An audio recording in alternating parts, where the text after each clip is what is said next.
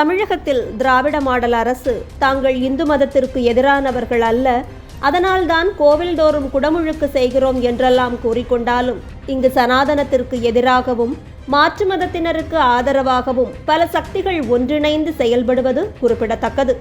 கடந்த 2 வாரங்களில் தமிழகத்தில் நடைபெற்ற பல சம்பவங்களை குறித்து ஒரு பார்வை இப்போது அவசியமாகிறது.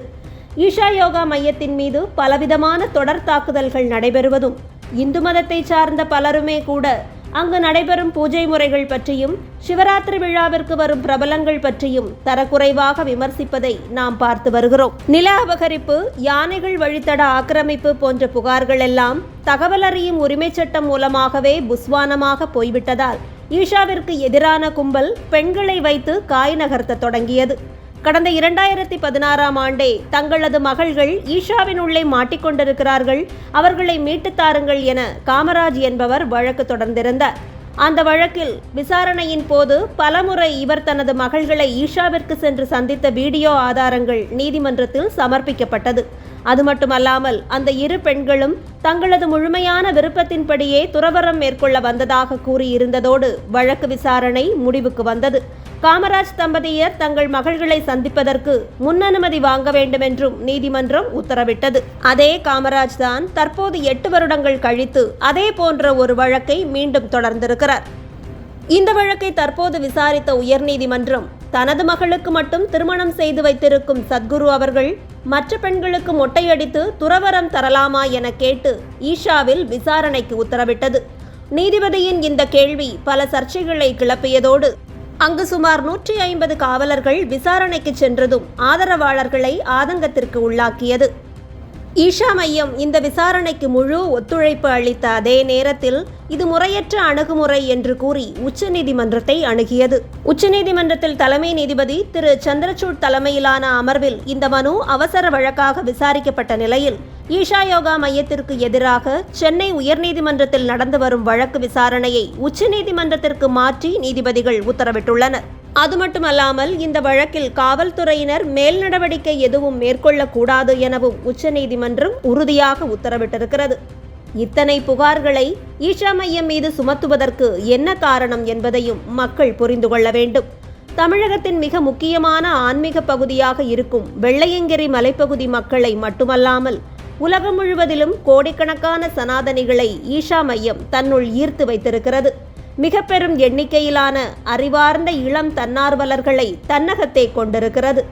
உலகம் முழுவதும் பாரதத்தின் அடிப்படையான ஆன்மீக யோக கலாச்சாரத்தை பரப்பி வருகிறது ஈஷா மையம். இது மட்டுமல்லாமல் ஆதிதிராவிட, பழங்குடியினர் போன்ற பலதரப்பட்ட மக்களை சாதியின் பெயரால் பொய்களை கூறி மதமாற்றம் செய்வதை ஈஷா மையம் தடுத்து வருகிறது. மதமாற்ற கும்பல் கூறும் அனைத்து தடைகளும் ஈஷா மையத்தில் உடைபடுவதையும் அங்கு உள்ளார்ந்த அமைதியான ஆன்மீக அனுபவம் ஏற்படுவதையும் உணரும் மக்கள் மதம் மாற வேண்டிய அவசியம் இல்லை எனும் நிலைக்கு வருவது மதம் மாற்ற கும்பலுக்கு ஆத்திரத்தை ஊட்டுவதில் வியப்பு ஏதுமில்லை. இந்த சூழலில் இந்த வழக்கில் தொடர்புடைய பெண்கள் இருவரும் முடிவெடுக்க தெரியாத இளம் பருவ பெண்கள் அல்ல, இருவருமே 40 வயதை கடந்த பெண்கள் என்பதையும் மக்கள் உணர்ந்து கொள்ள வேண்டும். இந்த இடத்தில் சில முக்கியமான கருத்துகளையும் கேள்விகளையும் நாம் முன்வைக்க வேண்டியிருக்கிறது. இந்து மதம், சனாதனம் இவை மட்டும்தான் பெண்களை பின்னுக்கு தள்ளிவிட்டது, அவர்களுக்கு சம உரிமை வழங்காமல் வெளியே வைத்து தீட்டு என்று கூறுகிறது. சபரிமலையில் பெண்களும் போய் அந்த ஆன்மீக அனுபவத்தை உணர தடை செய்யும் இந்த மதமே எங்களுக்கு தேவையில்லை என்றுதான் கருப்பு சட்டை கிரிப்டோக்களும் பணத்திற்காக மட்டுமே பகுத்தறிவு பேசும் பண்பற்றவர்களும் கூப்பாடு போடுகிறார்கள். அதே திருட்டு கும்பல்தான் ஈஷாவில் பெண்களும் முழு விருப்பத்தோடு சம உரிமையோடு சந்நியாசம் மேற்கொள்ள வந்தால் அது எப்படி சந்நியாசம் வழங்கலாம் என்று எதிர்கேள்வி கேட்கிறது. துறவரம் ஆண்களுக்கு மட்டுமானதா? கிறிஸ்தவ மதத்தில் ஒரு குடும்பத்திற்குள் ஒரு பெண்ணிற்கு திருமணம் செய்து வைத்துவிட்டு அவரது சகோதரியை கன்னியாஸ்திரியாக ஆக்கும் வழக்கம் பல குடும்பங்களில் இருக்கிறது. இதை யாராவது எதிர்த்து கேள்வி கேட்டிருப்பார்களா? ஈஷாவிற்கு வரும் லட்சக்கணக்கான பெண்கள் அனைவரையுமே பிடித்து மொட்டையடித்து சன்னியாசி ஆக்கிவிட்டார்களா என்னும் கேள்விகளுக்கெல்லாம் யாரும் பதில் கூறப்போவதில்லை. ஈஷாவில் பூஜை செய்யும் உரிமை பெண்களுக்கும் உண்டு. ஆனால் பூஜை செய்பவர்கள் கூட சன்னியாசிகள் அல்ல எனும் வேறுபாட்டை மக்கள் உணர்ந்து கொள்ள வேண்டும்.